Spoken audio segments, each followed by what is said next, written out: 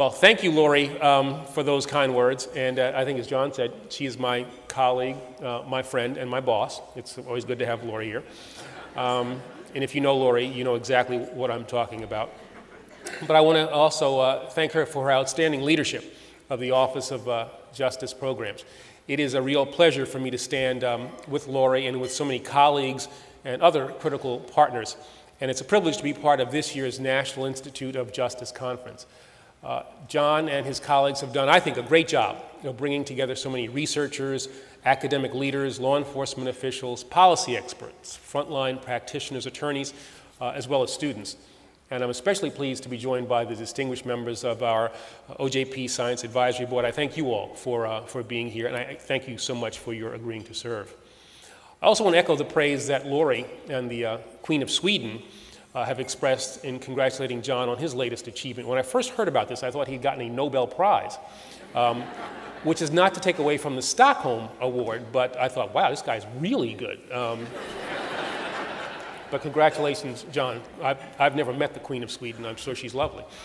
But the groundbreaking research that he and Rob Sampson conducted, information that tells us more about how and why criminals stop offending, I think is a really extraordinary contribution to the field.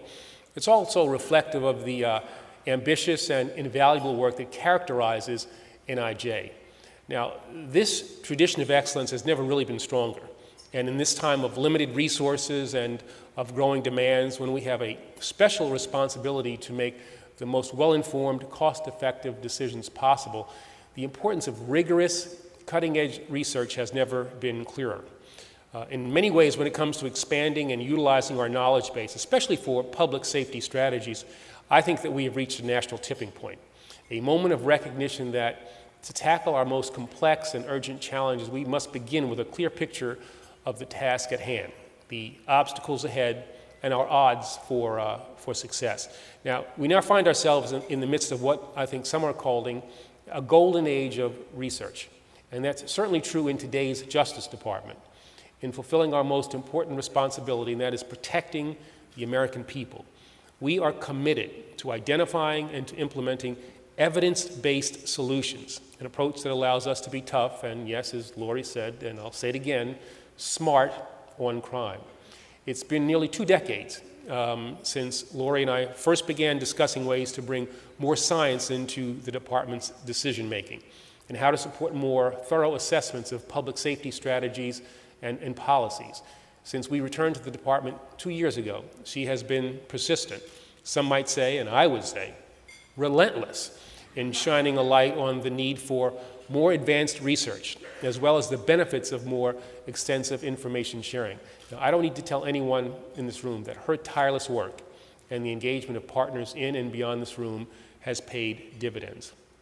And with today's launch of that new website crimesolutions.gov, this innovative online tool will create a clearinghouse of information and will allow us to more easily share the best available evidence about our most effective public safety strategies and approaches. By continuing to find ways to tear down barriers to communication and collaboration, I'm really confident that we will achieve new levels of progress. And that's why gatherings like this one are really so important. And I hope that you will continue the conversations that you have started this week. Because together, I think that we can ensure that this golden age of research is just the beginning. But it's going to take a sustained effort, and it's going to take the commitment of everyone who is here today. Now, as you've discussed over the last 2 days, we must find ways to expand and to refine our knowledge base. And we must determine which public safety issues and challenges have not yet received sufficient attention. Now, this is something that no single institute, no single organization, no single agency can achieve on its own, especially now when state, local, tribal, and federal stakeholders are faced with increasing responsibilities and also faced with shrinking budgets.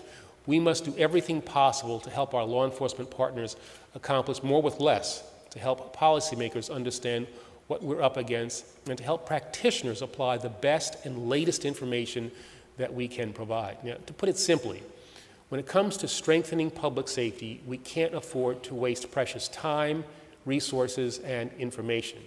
We can't afford not to work together. And that's why last November I appointed a science advisory board to guide the Justice Department's efforts to develop evidence-based policies and programs. I joined the board at its inaugural meeting in January, and I'm glad to see so many of its members here this afternoon.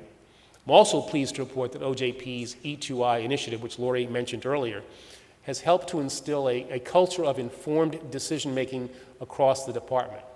It is promoting a stronger connection between research and practice in areas ranging from juvenile justice to smart policing to inmate reentry. And our programs, priority areas, and plans reflect this. And finally, I want to note and I want to applaud the fact that NIJ is not just playing a convening role in continuing its crucial research efforts, its leadership is setting an example of excellence through their outreach, their engagement with a variety of partners, and their commitment to independence and scientific rigor. They are paving the way to large-scale reform and improvement. And they are ensuring that today's breakthrough findings will not only be shared across disciplines and jurisdictions, but also utilized. Like everyone here, I too am determined to make certain that today's research is valuable in a very practical sense to policymakers, to public safety officers, as well as to practitioners. And that's because over the course of a career in law enforcement, I've really seen the power of its application, perhaps most clearly in the pioneering work that NIJ has done and has led in the area of sexual assault evidence. Now, since the 1970s, when groundbreaking NIJ studies began helping to shape victim assistance programs and improve criminal justice policies, scientific advances have significantly expanded our capacity to serve victims of sexual assault. Yet, over the years, even as progress was being made in some areas, very troubling anecdotal reports of police evidence rooms filled with hundreds of untested rape kits, I think raised very significant concerns. And these concerns gave rise to a landmark NIJ survey of more than 2,000 law enforcement agencies, which suggested that between 2002 and 2007, nearly a fifth of unsolved alleged sexual assaults contained forensic evidence that had not been submitted to a crime lab for analysis.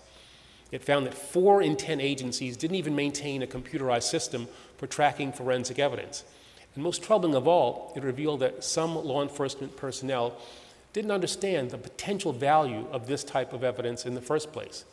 Now, to say the least, these findings were alarming, but having a clear picture of the problem, a picture that wouldn't have been possible without practical, quantifiable research, has allowed the Department of Justice to take concrete action toward finding a solution.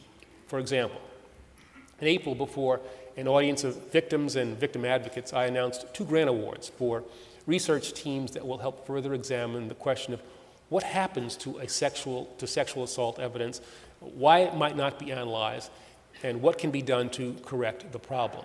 Now, with collaboration from NIJ researchers, local teams from across the country, and relevant stakeholders at every level of government and law enforcement, I'm confident that we'll be able to connect this research to policy and to practice, and to build on our efforts to reduce the rape kit backlog.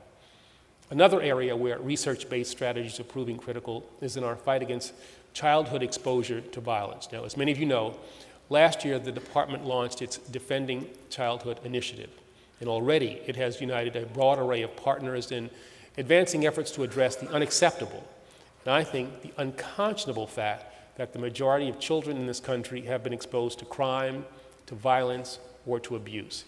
And that's what our research told us. And now that we understand the size and the scope of the problem, I'm confident that our ongoing study and analysis will help identify the solutions that we need to more effectively protect our young people. Now, of course, OJP is playing a critical role in this effort by funding 8 demonstration sites, which NIJ will help to evaluate, by working to develop community-based plans to combat childhood exposure to violence, and by providing unsurpassed expertise. I'm grateful for these contributions, and I'm optimistic about where they will lead us. But I'm not yet satisfied, and none of us can become complacent. To bring our work and our understanding to the next level, we must expand our circle of partners, and we must engage more researchers, practitioners, policymakers, and other community stakeholders in these efforts. we must also renew our commitment to supporting and not settling for anything less than the very best possible research and analysis. So thanks to the dedication and the expertise of everyone in this room, I think we're on the right path, and we're already making great strides. And while we have further to go, as I look out over this crowd, I can't help but feel confident about our ability to move forward and to build on the record of progress that all of you have helped to establish. In this work, I am very honored to stand with you. I'm grateful for your leadership and for your partnership, and I look forward to all that we must and that we will accomplish together. Thank you very much.